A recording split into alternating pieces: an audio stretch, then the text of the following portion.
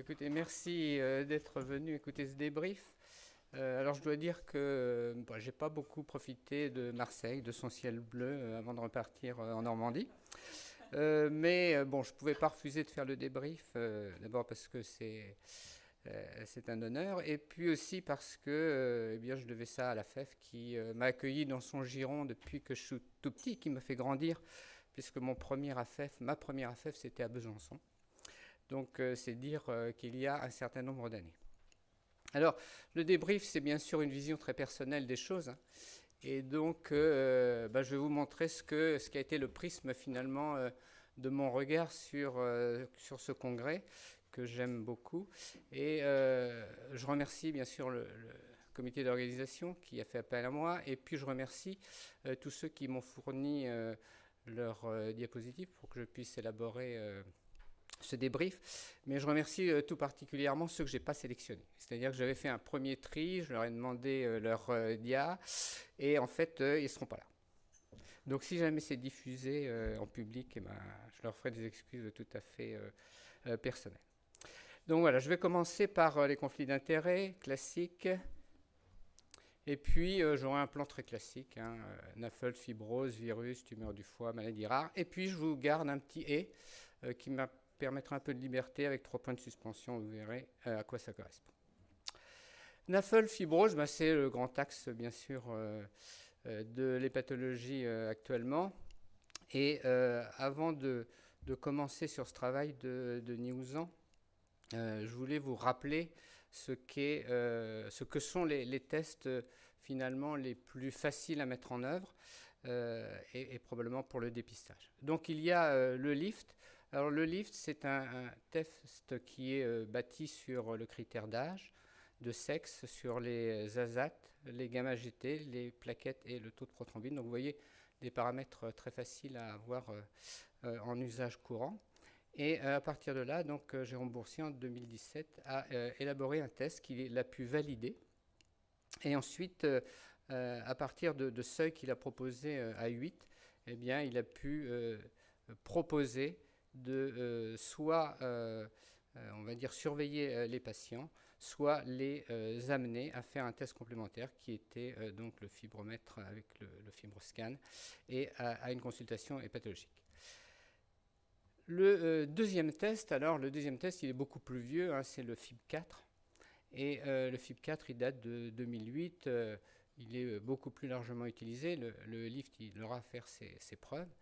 Et le FIB4, c'est pareil, c'est un test extrêmement simple, hein, qui fait appel à l'âge, aux ASAT, aux ALAT et puis aux plaquettes. Donc c'est très facile à faire. Le piège, c'est l'âge. C'est l'âge, puisque l'âge figure dans ce calcul, et que forcément, lorsqu'on vieillit, bien, on va, avec ce score, donc, être considéré comme fibroseur. À partir de là, des seuils ont été proposés en fonction de l'âge, et vous voyez celui qui a été retenu par Denis Ouzan, c'est le seuil de 1,3 en dessous de 65 ans pour définir un risque intermédiaire. Un score supérieur à 2 au-dessus de 65 ans, toujours pour ce même risque. Et puis au-dessus de 2,67, eh bien, c'est un haut risque de fibrose. Donc voilà, alors qu'est-ce qu'il a fait? Eh bien, il a réuni autour de lui 40 médecins généralistes du département, et puis il leur a proposé d'utiliser ces tests. Alors, donc, il y a le LIFT, il y a le FIB4, et puis il y a les autres tests qui sont utilisables, on va dire, gratuitement, comme l'APRI ou le NAFLD Fibrosis Score, le NFS. Et donc, pendant toute leur consultation de 6 mois, ils ont proposé ça à leurs patients de plus de 45 ans et de moins de 80 ans, qui n'avaient pas de pathologie hépatique connue et qui n'avaient pas d'anticoagulants. Alors, ça ramène un nombre impressionnant de patients de dossiers, hein, 2121 dossiers exploitables. Et avec ça, on a une fibrose, donc hypothétique, hein, en tout cas, qui est repérée par le LIFT chez 11,6% des cas, et puis par le FIB4 chez 19,1% des malades. Derrière, bien sûr, il y avait une élasticité qui était faite, et l'élasticité était supérieur à 7 kPa chez 26% des patients. Donc vous voyez que ça ramène des patients vers un diagnostic possible de maladie du foie. Lorsque le médecin généraliste a été alerté par ces tests et qu'il a fait le fibroscan qui était élevé, eh bien, il a repéré une cause très simplement explicative à cette maladie du foie, et la plupart du temps, c'était l'obésité ou l'alcool. Sur le tableau que vous avez en haut à droite, là, ce qui est intéressant, c'est que quand on regarde la case du bas, là, en vert, les 48%, ça correspond finalement à la relation entre un E-lift, on va dire, anormal, et puis un FIB4 anormal. Et on voit en fait qu'il n'y a pas de corrélation, vraiment une très mauvaise corrélation entre les deux, c'est-à-dire que finalement, on ramène avec le E-lift et avec le FIB4 des gens qui sont différents. Mais il faut être pragmatique, finalement, ce qui importe, c'est de ramener des gens vers le screening, le dépistage et les pathologues, et donc ce n'est pas très important. Donc finalement, ce dépistage de la fibrose en médecine générale, il est tout à fait possible, c'est une très belle démonstration, par des tests comme le FIB4 et le E-lift. Bon, je sais que Denis a une préférence un peu pour le E-lift, mais le point très important, c'est que ces médecins généralistes, c'était des médecins qui déjà faisaient partie d'un réseau pour la grippe, et donc c'était des gens très motivés.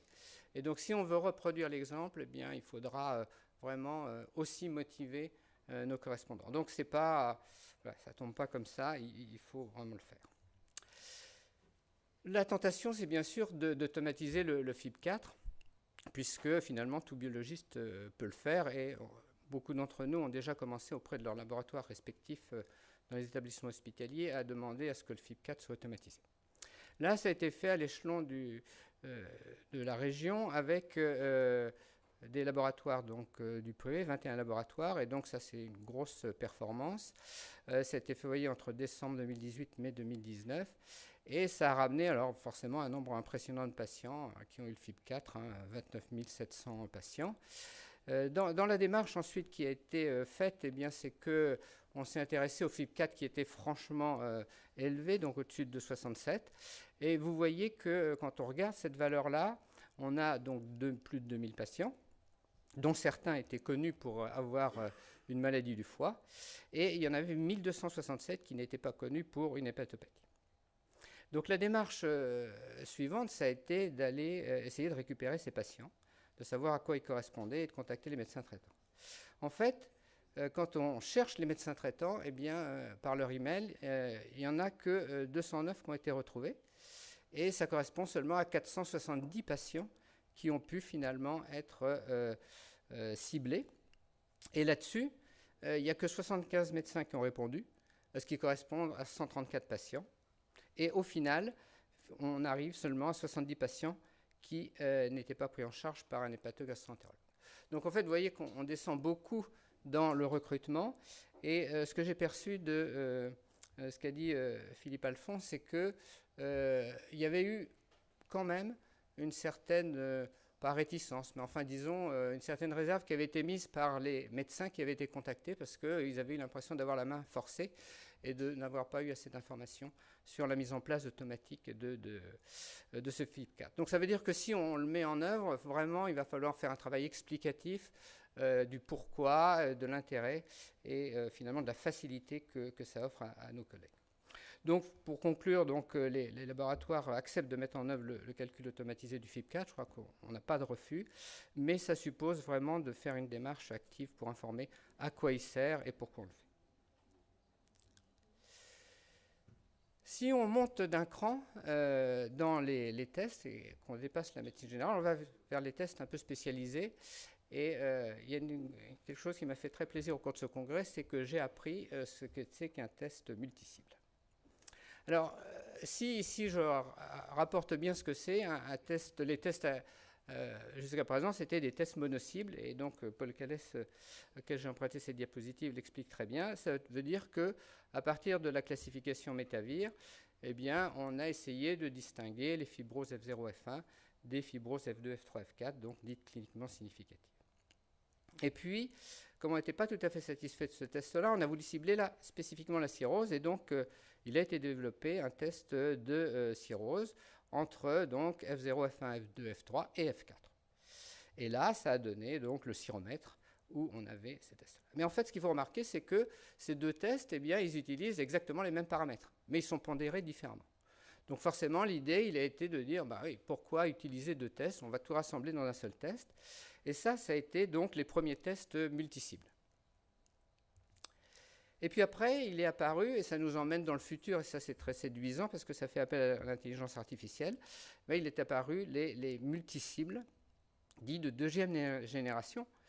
Et là, en fait, on ne suit pas notre logique, c'est-à-dire qu'on n'essaie pas de séparer le F0 et le F1 du F2, F3, F4. Là, non, en fait, la machine va éventuellement faire des amalgames, donc faire du F0, F2 versus F1, ou du F0, F4 versus F3. En fait, donc, il n'y a plus de logique. La machine teste toutes les possibilités, et normalement, ça doit sortir un test qui est meilleur que les autres. Alors, ces tests-là, ils ont été étudiés déjà dans les hépatites virales, et c'est vrai que dans les hépatites virales, ils ont montré qu'ils étaient bons. Et derrière, eh bien, il y a le classique qui est de combiner, bien sûr, les tests avec le FibroScan. L'objectif du travail là, de Paul et de son équipe, ça a été de voir si ces tests qui étaient applicables à l'hépatite virale, en fait, l'étaient à la NAFLD. Et donc, à partir de 410 patients avec biopsie, bien, il a travaillé. Alors, il y a beaucoup de tests qui ont été testés. Et là, je vous ai mis, bien sûr, un schéma parmi d'autres. Pour la fibrose avancée, c'est le ROC. Et ce qu'on peut regarder, c'est que sur les tests sanguins indirects, donc ceux qui n'utilisent pas des marqueurs sanguins de fibrose, le LAPRI, le NFS, le FIB4, eh bien, c'est moins bon que les tests directs, ceux qui utilisent donc un paramètre de fibrose. Et que les tests de multicibles, alors ce sont les tests en vert foncé, là, qui commencent par un M.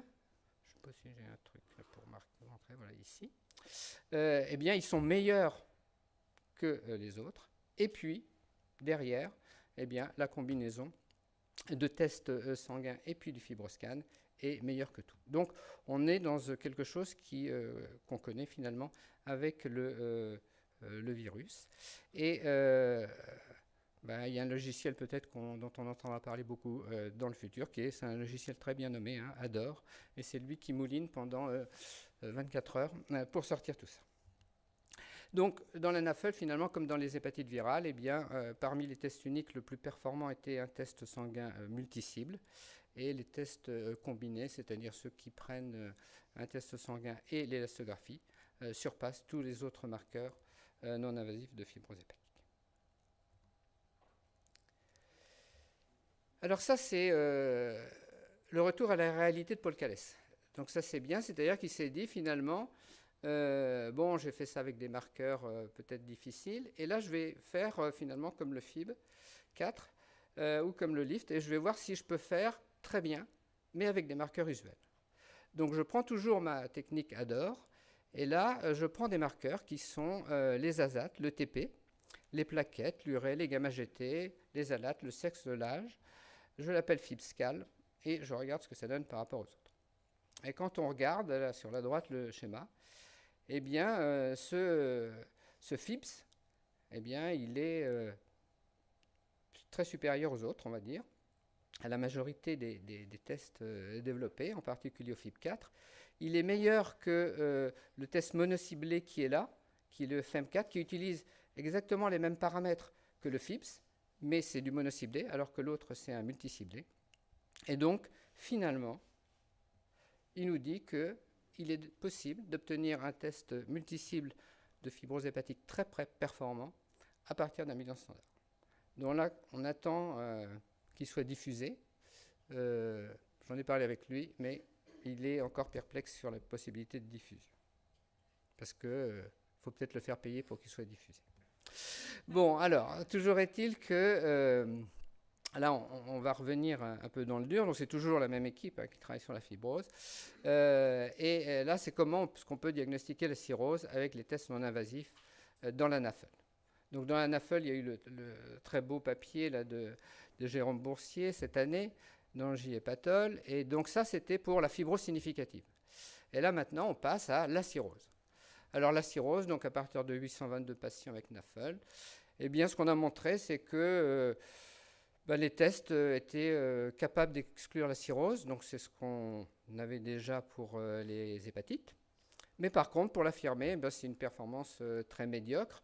Et ça, même si on fait du séquentiel. Alors, je vous ai montré sur le schéma à droite en haut du séquentiel avec un fibromètre d'abord et puis après un fibromètre plus un fibroscan. Et vous voyez que tout ça, ça rapporte quand même une valeur prédictive positive qui est pas terrible pour la cirrhose. Donc, il faut faire ça, mais c'est quand même beaucoup moins bon que pour la fibrose significative. Malgré tout, vraiment c'est sympa d'avoir fait ça, l'équipe de Jérôme a construit un petit diagramme là, qui est en bas à droite, où quand on rapporte les valeurs du fibromètre et puis les valeurs d'élastographie, eh bien on a assez facilement finalement la probabilité de cirrhose. C'est visuel, c'est assez séduisant. Il a fait ça aussi pour le FIB4 parce que le FIB4 faisait partie des marqueurs qu'il a testés. Ce qui fait que finalement, le diagnostic de cirrhose dans la NAFLD, aujourd'hui, il faut absolument le faire avec des tests combinés ou séquentiels, donc ceux que je vous ai montrés. Mais dans ces tests-là, on peut retenir le fibromètre, le fibroscan et puis le FIB4. Et donc, on peut faire fibromètre puis fibroscan ou fibroscan puis fibromètre ou FIB4 puis fibroscan.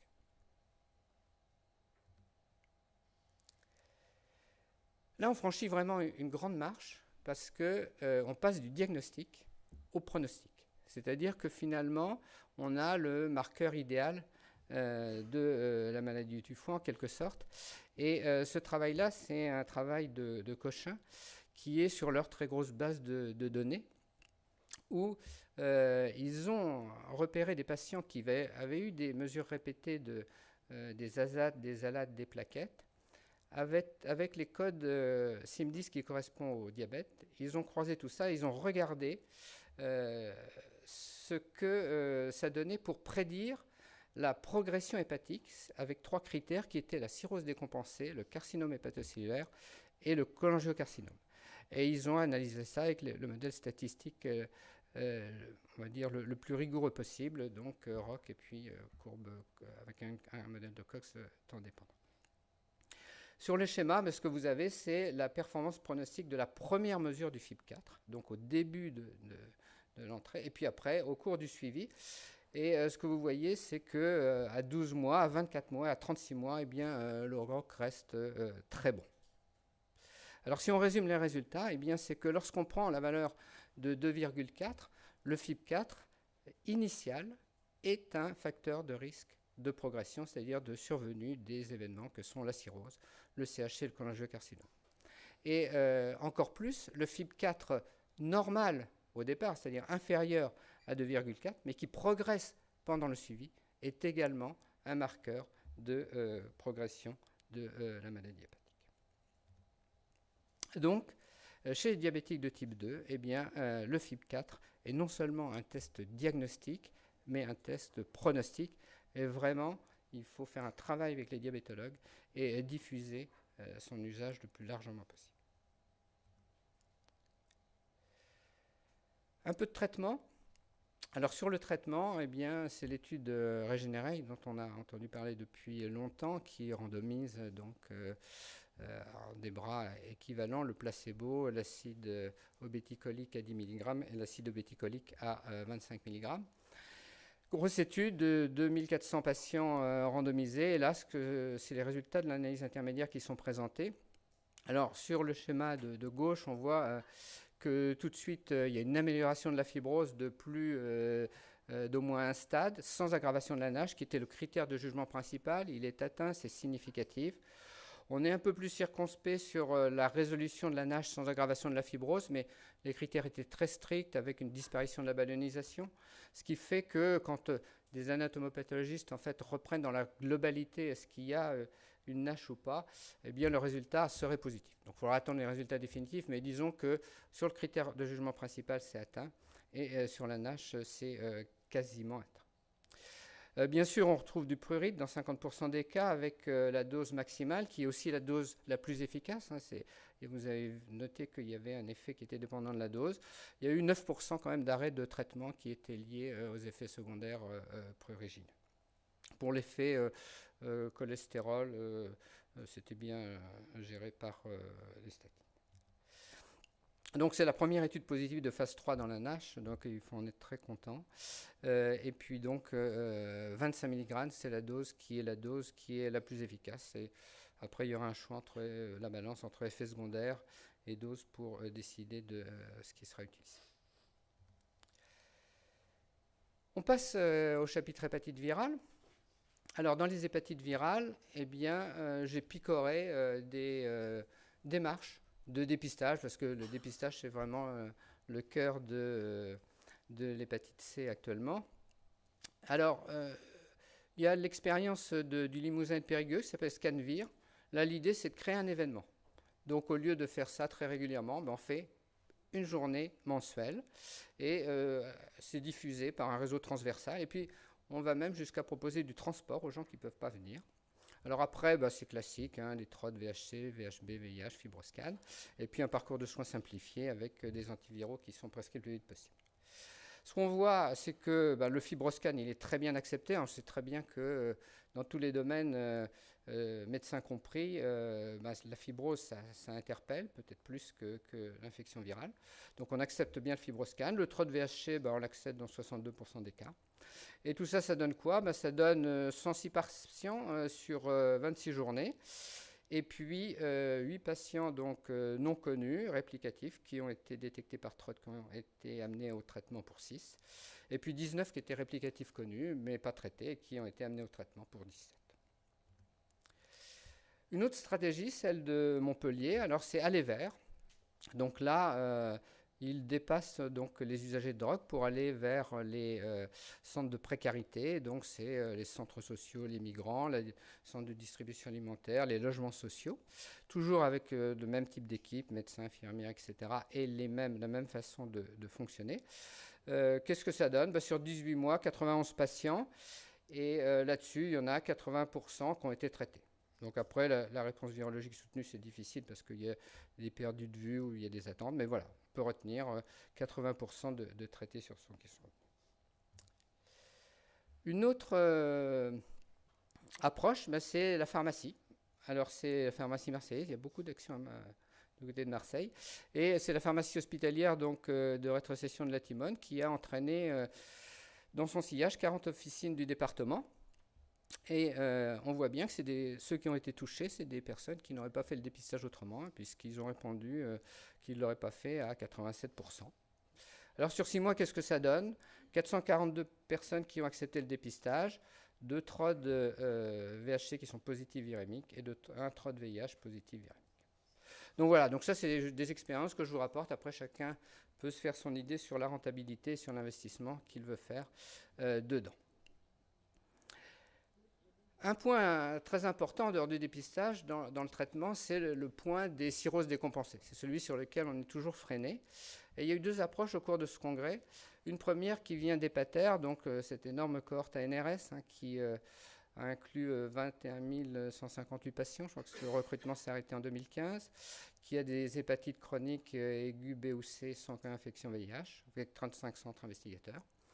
Et donc, au sein de cette cohorte, on s'est intéressé à l'incidence des décès survenus de carcinome hépatocellulaire, greffe chez des patients qui avaient un antécédent de décompression de cirrhose, selon bien sûr qu'ils aient été traités ou non par des antiviraux directs après leur inclusion. Ça représentait donc 571 patients traités et 128 non traités.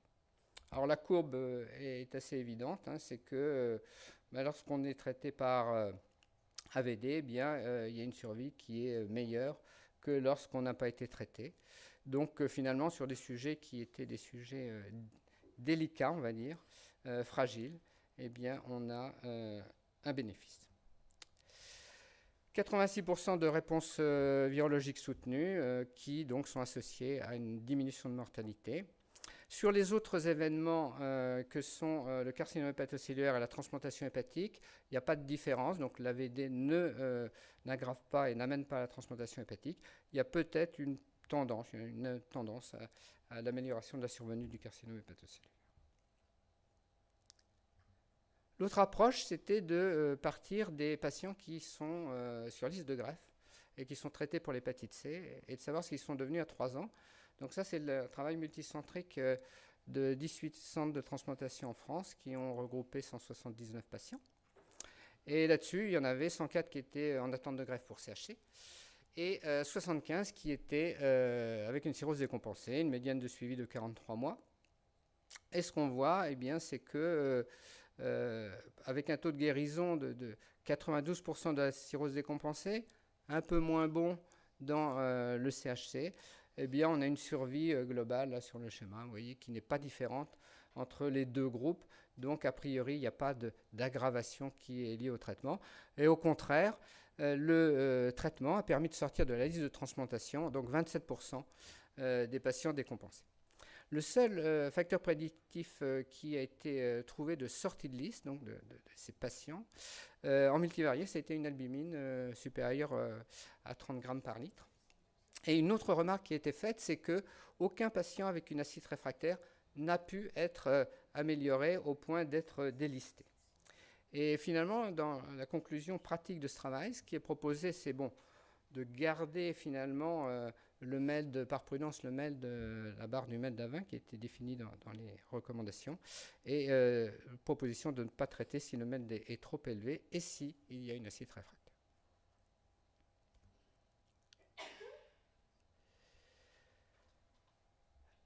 En ce qui concerne l'hépatite B, eh bien, ce qui agite la communauté, c'est des papiers asiatiques qui suggèrent qu'il y a un risque de carcinome plus élevé avec l'entecavir. Alors, l'idée, ça a été de reprendre cette cohorte hépataire qui est très importante et de regarder sur les 2214 hépatites chroniques B qui ont été traitées par analogue, ce que ça donnait. Alors, suivi médian de 45 mois, 1200 patients qui étaient traités par le tenofovir versus 1000 patients qui étaient traités par l'entecavir. Et le schéma de gauche montre qu'en ce qui concerne la survenue d'un carcinome hépatocellulaire, il n'y a pas de différence. Et lorsqu'on regarde les événements qui sont liés aussi éventuellement au traitement, décompensation de cirrhose, transplantation hépatique, décès, eh bien on n'a pas de... rien ne sort. Tout est autour de 1, rien ne sort. Donc ça permet de dire que dans une large cohorte française prospective, où il y a des hépatites B finalement de toute origine, il y a des Européens, des Africains, des Asiatiques, eh bien il n'y a pas de différence en termes de risque de CHC ou d'autres événements hépatiques entre l'entecavir et le tenofovir. Alors les tumeurs du foie, maintenant, eh bien, les tumeurs du foie, une petite transition finalement entre virus et tumeurs du foie. Ce travail-là m'a beaucoup plu, c'est celui donc de l'équipe de Grenoble sur l'impact de l'évolution de l'élasticité hépatique sur les risques de carcinome hépatocellulaire après éradication virale C. Parce qu'on est tous à avoir entendu qu'il ne faut pas faire de fibroscan après une éradication virale, qu'on ne peut pas du tout l'interpréter. Et donc, finalement, on ne sait pas trop quoi faire. Est-ce que chez quelqu'un qui... voilà, est-ce qu'il faut le suivre? À quoi ça sert de le suivre? Alors là, l'équipe de Grenoble, elle a pris 268 patients qui étaient suivis annuellement pendant 3 ans après qu'ils aient obtenu la RVS 12. Et ce suivi a permis de repérer 12 carcinomes hépatocellulaires et 256 patients qui n'avaient pas eu de carcinome hépatocellulaire. Alors, qu'est-ce que donne le suivi? Eh bien, on voit sur le schéma qui est en dessous que sur ceux qui au départ avaient une élasticité élevée, eh bien ça diminue. Ça diminue, mais ça reste quand même élevé, vous voyez, entre 10 et 20, ça remonte même. Et que ceux qui avaient une élasticité de départ plus basse, eh bien ça diminue et ça reste finalement toujours plus bas, bien différent de la valeur de ceux qui avaient une élasticité élevée. Vous voyez qu'à 1 an, eh bien, il y a une différence significative entre l'élasticité des deux groupes. Après, quand on stratifie selon l'élasticité hépatique de départ, eh bien, vous voyez que en fonction de la valeur de FibroScan de départ, vous avez 3 groupes qui s'identifient bien, hein. Un groupe ici qui est avec une valeur élevée, et donc un risque plus élevé. Un risque ici qui est nul lorsque l'on est à un FibroScan inférieur à 10 kPa. Et donc vous voyez les chiffres, hein, 10% si le FibroScan est supérieur à 20 kPa, 1,2 s'il est entre 10 et 20, et puis 0 si le FibroScan de départ est inférieur à 10. Et lorsqu'on s'intéresse à la même chose, mais à 1 an après la SVR, eh bien on retrouve exactement la même typologie de diagramme avec 3 groupes bien identifiés et un groupe donc avec 0 CHC si le FibroScan est inférieur à 10 kPa à 1. Donc je trouve que c'est une perspective tout à fait séduisante qui reste bien sûr à être confirmée, mais ce qui est proposé, c'est que bien sûr l'élasticité reste un facteur pronostic d'incidence du CHC post-SVR, mais que le risque paraît très faible en dessous de 10 kPa. Du traitement. Alors, là, je commence par de l'immunothérapie et par une déception, hein, qui est le pembrolizumab. Donc, il y a 2 molécules, hein, on a le pembro et puis le niveau. Et cette phase 3, elle est négative, avec une belle étude classique, hein, c'est-à-dire qu'on part de sujets qui ont une progression et une intolérance au sorafenib, qui sont Child Pug A, BCLC-BC, OMS 01, il n'y a pas d'invasion portale. Et là, on les randomise en 2/1, entre pembro toutes les 3 semaines et puis soins de support. Donc ça fait une étude à 278 patients dans le bras pembro. Et quand on regarde les schémas, ben, c'est des beaux schémas, hein. C'est-à-dire qu'il y a une différence significative entre le groupe pembro et le groupe sans pembro, aussi bien pour la survie sans progression en haut que pour la survie globale. Avec une réduction du risque de décès de 22%, une réponse durable de 13,8 mois en médiane. Le problème, c'est que ces P significatifs, en fait, n'atteignent pas les objectifs qui étaient préspécifiés. Vous voyez, ce qui était attendu avant l'étude, c'était pour la survie sans progression un 0,02 et pour la survie globale un 0,174. Donc, ce n'est pas atteint et donc on est obligé de considérer que l'étude est négative. Donc, pas de démonstration de l'efficacité du pembro en 2e ligne du traitement du CHC. Donc, l'orientation, est-ce qu'il faut jeter le pembro à la poubelle? Je pense que comme pour le niveau, on va s'orienter plutôt vers d'essayer de cerner ceux qui sont répondeurs. Parce que ceux qui sont répondeurs sont des bons répondeurs. Donc, ça marche bien, donc c'est un peu du on-off. Et donc, ça va être le travail qui attend ceux qui veulent faire de l'immunothérapie, encore plus que ceux qui utilisent les TKI. Alors, venons-en justement aux TKI, aux molécules dont on dispose actuellement ou dont on va disposer largement d'ici la fin de l'année, donc le cabozantinib et le regorafenib. Donc, il y avait 2 gros essais qui ont conduit à l'autorisation de mise sur le marché. Donc, l'essai Célestial pour le cabozantinib et l'essai Resource pour le regorafenib. Ce qui a été demandé par les autorités de santé, en fait, c'est de faire une comparaison entre les 2 molécules, alors que, bien évidemment, il n'y a qu'un essai qui compare les 2 molécules qui pourrait répondre à la question. Mais malgré tout, ils ont envie d'avoir des idées. Alors, est-ce que c'est pour le remboursement ou autre chose? Bref, toujours est-il que ça a été demandé, alors que vous voyez que les critères d'inclusion étaient différents entre les 2, puisque dans Célestial, on pouvait avoir jusqu'à 2 traitements systémiques antérieurs. On pouvait avoir aussi été intolérant au sorafenib, alors que dans l'essai Resource du regorafenib, eh bien, les patients intolérants au sorafenib n'étaient pas inclus, et le regorafenib était strictement en 2e ligne du sorafenib. Alors voilà, donc ce travail un peu d'acrobate, il a conduit à réduire bien sûr l'effectif beaucoup de Célestial, puisqu'il a fallu éliminer les sujets intolérants au sorafenib, et puis ensuite essayer de faire un appariement. Donc vous voyez que le groupe Cabo, ici, eh bien, il est passé de 470 ici à 326. Le résultat, avec des groupes placebo qui ont une survie à peu près équivalente, hein, 7,2, 7,8, eh bien, c'est que la survie globale, vous voyez, du Cabo et du regorafenib est assez proche, et que finalement, ben voilà, on doit conclure qu'il n'y a pas de différence entre survie globale pour le cabozantinib versus le regorafenib, alors que on avait un petit faible pour le cabot, il faut bien le dire, parce qu'on pense que son activité antitumorale est plus importante. Mais dans les faits, il va falloir accepter que le regorafenib et le cabozantinib soient équivalents, donc sur le principe de la deuxième ligne de traitement pour des gens qui n'ont reçu que le sorafenib comme traitement antérieur.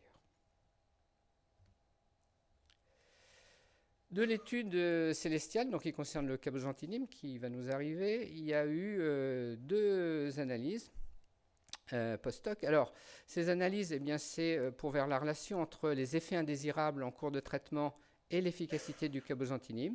Et vous voyez que sur le syndrome main-pied, qu'on appelle le PP, là, eh bien, sur le syndrome main-pied et sur l'hypertension, eh bien, il y a une relation entre l'efficacité du traitement, la meilleure survie globale, la survie sans progression. C'est des facteurs qui sortent en analyse multivariée, donc moins on supporte bien le traitement et mieux c'est. Donc on le savait déjà hein, pour le sorafenib. Alors pour l'alpha-fétoprotéine, c'est pareil, c'est-à-dire que là, l'alpha-fétoprotéine, elle est associée aussi, lorsqu'elle diminue, à une meilleure survie globale et une meilleure survie sans progression. Donc on peut faire du syndrome main-pied et de la diminution de l'alpha-fétoprotéine des marqueurs d'efficacité du traitement par le cabozantinib, comme pour d'autres tics. Travail très intéressant du temple de la radiofréquence, donc c'est Bondy. Alors, Bondy s'est intéressé à les signes de récidive intrasegmentaire agressive après radiofréquence. Donc, à partir d'une série rétrospective donc, de 211 patients qui ont pu être analysés, qui ont été traités par une radiofréquence multipolaire, eh bien, on a identifié des patients qui avaient, donc 10%, qui avaient une récidive intrasegmentaire agressive. C'était défini comme soit des formes multinodulaires, juste après la radiofréquence, ou alors des formes infiltrantes avec une invasion vasculaire. Et ces formes agressives, elles correspondent bien à une mauvaise survie, comme le montre la courbe de survie, où vous voyez en bleu ceux qui n'ont pas de récidive agressive et ceux qui ont une récidive agressive. Alors il y a eu plusieurs paramètres qui ont été étudiés en analyse univariée, et en particulier il y a eu l'intégration de l'anapathe, parce que l'équipe de Bondy aussi avait travaillé sur un type particulier de carcinome hépatocellulaire, dit macrotrabéculaire, qui a un mauvais pronostic et qui avait été identifié dans une publication d'il y a 1 ou 2 ans, je crois. Et donc on voit que en imagerie, les comptes irréguliers de la tumeur et le sous-type macrotrabéculaire massif sont des facteurs donc de récidive intrasegmentaire agressive. Alors ça, je trouve très intéressant parce que finalement, ça pourrait modifier notre attitude. Et alors qu'on avait opté pour une radiofréquence, finalement, reculer, ne pas faire la radiofréquence. Et ça conduit aussi à dire qu'il faut disposer de l'histologie avant de faire la radiofréquence. Alors les maladies rares, on termine par ce qui est rare, hein, c'est normal. C'était principalement vraiment de la CBP, notre cholangite biliaire primitive, avec un papier que j'ai trouvé très sympathique là, d'Alex Pariante sur des patients qui répondent insuffisamment à l'acide urso. Alors c'est un travail où on a récupéré des patients de CHU, de CHG, de Libéral entre avril 2016-2017.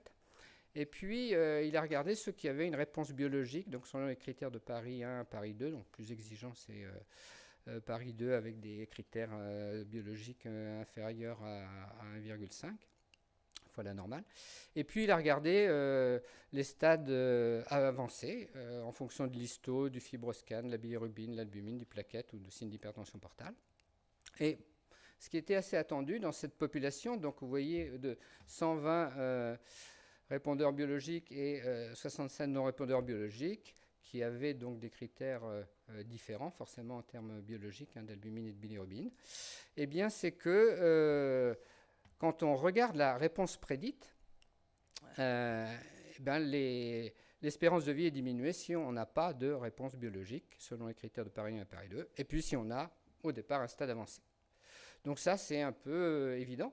Mais ce qui est intéressant, c'est que sur les 79 médecins qui avaient participé à l'étude, eh bien, 79 jugeaient la maladie bien contrôlée chez 112 sur 120 répondeurs biologiques. Donc ça, on peut accepter l'idée. Mais que les médecins étaient très contents d'eux pour 51 sujets sur 76 qui n'avaient pas de réponse biologique. Autrement dit, finalement, on avait tendance à accepter des mauvaises réponses biologiques comme pouvant se poursuivre indéfiniment. Alors c'est vrai que, bon, avant, on ne disposait pas de possibilités alternatives de traitement. Mais en tout cas, moi, ce que je retiens de ça, c'est que les médecins surestiment le contrôle de la maladie chez les patients non répondeurs biologiques à la UDC qui ont une espérance de vie réduite. Prédite.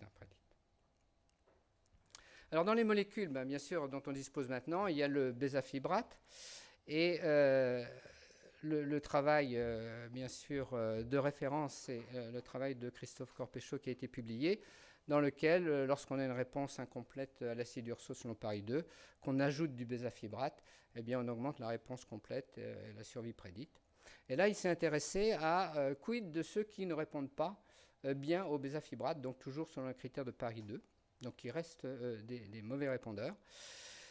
Et ça représente un tiers des patients qui ont cette réponse incomplète après 24 mois de traitement. Et c'est des patients qui ont plus souvent des signes d'hypertension portale et ou des phosphatases alcalines supérieures à 2,5 N avant le bézafibrate. Et ce qu'on voit sur le diagramme, c'est que bien sûr, ceux qui sont sous placebo, eh bien, leur nombre de décès ou de greffes prédit à 15 ans, il est plus élevé. Ceux qui sont des répondeurs complets, bien sûr, ils ont une diminution de ce nombre de décès ou de greffes, mais qu'on a aussi, pour les répondeurs qui sont incomplets, eh bien, une réponse, une diminution de ce nombre-là. Et finalement, la conclusion, c'est que même chez ces non-répondeurs biologiques, eh bien, on ne doit pas arrêter le bézafibrate.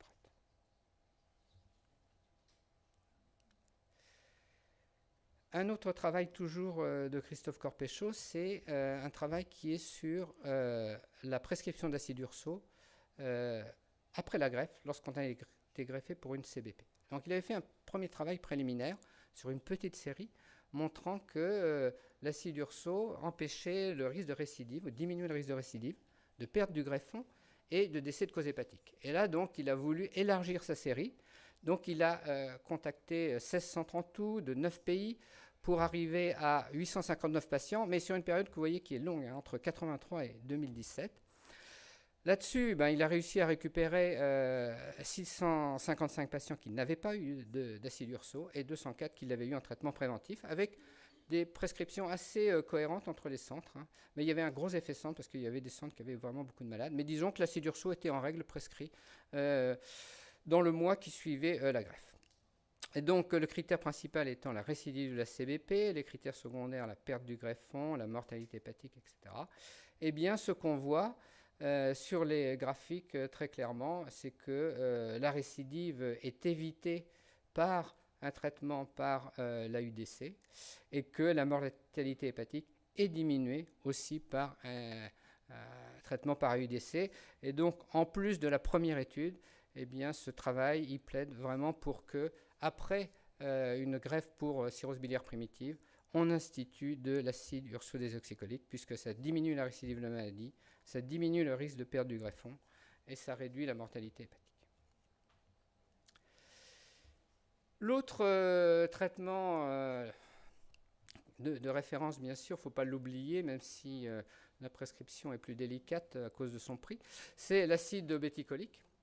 Et donc, il y a eu la fameuse étude POISE, cette étude phase 3 randomisée, donc acide obéticolique versus placebo, qui avait montré donc qu'on avait un bénéfice chez les sujets qui étaient non répondeurs. Alors là, c'est une sous-étude parce que le produit a pu être prescrit on va dire, en ouvert dans une phase d'extension de 5 ans. Et donc, ils ont pu récupérer 17 cas pour lesquels on a des biopsies qui ont pu être appariées, qui ont été évaluées. Et ce qu'on voit, c'est qu'au bout de 3 ans de traitement par l'acide obéticolique, eh bien, le stade de fibrose, vous voyez, est en amélioration ou en stabilisation dans la majorité des cas. Et qu'on retrouve la même chose pour ce qui est corrélé à la progression de la fibrose pour la dictopénie. Donc, eh bien, ce qu'on peut dire, c'est qu'on a une confirmation de l'effet positif de l'acide obéticolique, puisque les caractères histologiques de CBP au bout de 3 ans de traitement sont soit améliorés, soit n'ont pas progressé dans la majorité des patients. Alors, les points de suspension, c'était quoi? C'est quoi? Eh bien, c'est un essai qui rend hommage finalement à notre secrétaire, notre ex-secrétaire qui a beaucoup œuvré pour la communauté et qui nous a présenté un essai randomisé donc, sur la rifaximine chez les sujets traités par TIPS. Donc, gros essai, difficile à mener, qui randomise donc 197 patients entre un bras rifaximine 1200 mg pendant 6 mois, 97 patients, et puis du placebo chez 100 personnes. Donc avec, bien sûr, à cause des erreurs d'inclusion ou des tips non finalement faits, 93 patients dans chaque bras. Et donc, il n'y a pas grand-chose à dire devant la courbe, là où il y a une différence manifeste donc, de survenue d'une encéphalopathie qui était une encéphalopathie clinique, hein, c'était le critère du jugement. Alors vous avez la barre rouge donc, qui est la fin de traitement. On voit qu'après, il n'y a pas de diminution, ne continue pas, hein, ça reste en plateau. Enfin voilà, donc très bel essai. Alors je l'ai gardé en dernier parce que c'est un essai qui... donc voilà la conclusion, hein, c'est diminution de moitié du risque de survenue d'un premier épisode d'encéphalopathie. Et donc je l'ai gardé pour la fin, donc d'abord parce que c'est une pirouette pour Christophe, mais aussi parce que ça va changer les recommandations. Donc c'est ce qui a été discuté hier après-midi, et donc un travail qui change les recommandations, c'est toujours un travail très important. Donc par rapport à ce qui avait été écrit donc antérieurement, c'est-à-dire qu'il n'était pas recommandé d'utiliser une prophylaxie médicamenteuse afin de prévenir la survenue d'une encéphalopathie hépatique après TIPS, eh bien on va aller plutôt vers quelque chose qui est une recommandation d'utiliser la rifaximine.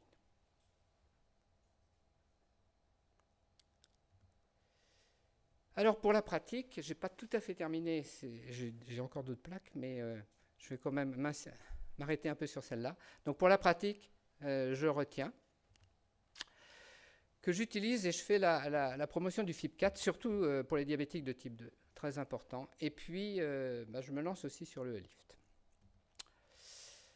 Pour diagnostiquer la fibrose, eh bien, je pense toujours association de tests, pas un seul test. Hein. Et soit, si je suis riche, je les associe d'emblée, soit je le fais en séquentiel. Je n'hésite plus à traiter les cirrhoses VHC décompensées, alors avec peut-être des bémols sur l'acide, sur le MELD, mais enfin, j'y vais. Je garde confiance dans l'anticavir et je ne switche pas mes malades qui sont sous anticavir pour aller vers le tenofovir, parce que le risque actuellement n'est pas bien identifié. Je fais la biopsie avant la radiofréquence pour bien évaluer l'indication et revenir éventuellement à RCP. Et donc, je n'accepte plus que le radiologue y fasse sa biopsie au moment où il fait la radiofréquence. J'accepte qu'il y ait une efficacité équivalente entre le cabozantinib et le regorafenib en deuxième ligne du traitement du CHC. Je vise une réponse des tests biologiques au sein des critères de Paris 2 pour la CBP. Je prescris de l'acide urso en post-greffe de CBP si les greffes ont oublié, mais je pense que maintenant le message va passer. Et puis j'utilise de la rifaximine quand je vais poser un TIPS. Donc voilà ce que j'ai retenu de ce congrès de la FEF. Alors, comme j'ai 1 minute, Ouais, on a commencé en retard. Je mets quand même des choses que j'ai vues qui m'avaient plu. Et c'est quoi? C'est la validation des génériques en Algérie, au Maroc, dans le traitement de l'hépatite C. Je trouve bien d'avoir le compte-rendu et c'est un encouragement à continuer. La proposition d'une prise unique journalière dans la maladie de Wilson, où il y a beaucoup de difficultés d'observance, donc on peut passer de 2 prises à 1 prise. Un objectif de soins primaires, un objectif d'éviter le plus d'endoscopies possible en élargissant les critères de Baveno-6. Élargir, c'est passer à moins de 110 000 plaquettes et à 25 kPa d'élastométrie. Donc il y a eu un travail qui a été fait sur la cohorte Servir. Une approche donc en soins primaires du retard au diagnostic des maladies du foie, donc sur une énorme base de données. J'espère que le travail va pouvoir se poursuivre et aboutir pour être encore meilleur qu'il n'est. Alors il y a quelque chose qui m'a plu, oui, c'est que j'ai touché du doigt finalement ce que pourrait être un futur proche. C'est une signature transcriptomique d'invasion vasculaire microscopique du CHC, parce que d'une centaine de gènes, on est arrivé à 10 gènes, et au cours de la communication, on nous a garanti que c'était facile à faire sur des biopsies en formol et en paraffine, et qu'on pourrait y accéder très prochainement. Donc ça m'a séduit. Et puis il y avait une petite communication sur les tests de fibrose dans l'hépatite delta. Il semblerait qu'on soit un peu orphelin de tests de fibrose. J'ai regardé les papiers publiés, ça date de 2017 maintenant, et on n'a pas validé grand-chose dans l'hépatite delta. Et là, c'est un papier qui nous rappelle que on a du mal à se fier au fibroscan, enfin au fibromètre, etc. Voilà, c'est très discordant, donc il y a du travail à faire. Voilà, je vous remercie.